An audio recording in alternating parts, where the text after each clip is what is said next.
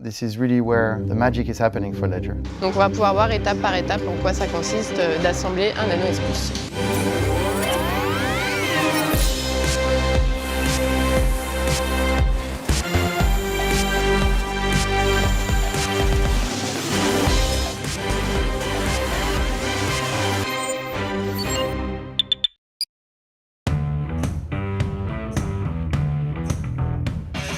Vierzon is both our hardware lab and our hardware assembly line, and also this is where we ship all the products everywhere in the world. It's from Vierzon.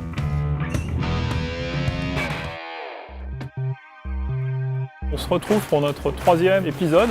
Aujourd'hui, on est sur le site de Ledger à Vierzon. On est sur l'usine du Plex, donc, qui a été construite spécifiquement pour produire les produits Ledger. Je suis avec Arnaud Denry, qui est Programme Manager sur le Nano. Avant de parler de la production, on va parler un petit peu d'un composant du Nano S+, dont on n'a pas encore parlé jusqu'à présent, c'est son écran. Qu'est-ce que tu peux nous dire sur l'écran et plus précisément aujourd'hui déjà d'où il vient?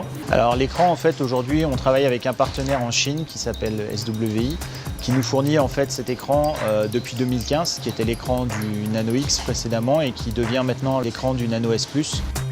We source some of our technical parts in China because, for those parts, they will be the best, the fastest, the cheapest, all that we need from them. It's really a game where you screen the world and then you try to find the best possible partner. Maintenant, on va voir l'assemblage du Nano S+.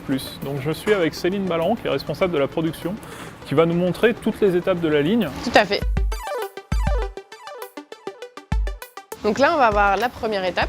Il va s'agir de brancher les circuits imprimés qui sont reliés à un écran pour pouvoir voir ce qui se passe justement, puisqu'on a l'implémentation du firmware qui va se faire à ce moment-là.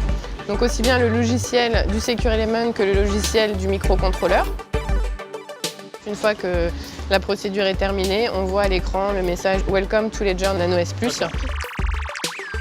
et on va pouvoir passer à l'étape d'assemblage. Il s'agit de prendre le back cover du produit. On vient prendre un écran qu'on clipse au PCB Nano S+, et on vient placer correctement les pièces. Et une fois que cette insertion est bien faite, on vient prendre la vitre et la clipser sur le produit.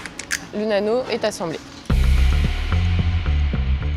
L'opératrice en place va venir brancher chacun des produits les uns après les autres.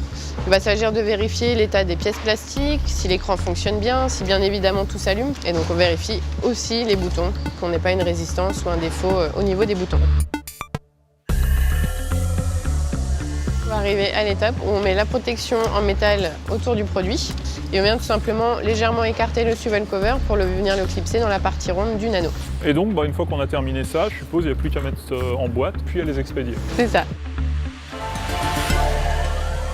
We made a Genesis edition for the first 10,000 buyers. When you open the box, there's a card, and on the card is a QR code, and when you scan the QR code, you receive the limited edition NFT, but you had to be fast because we announced it and they all sold out the next day.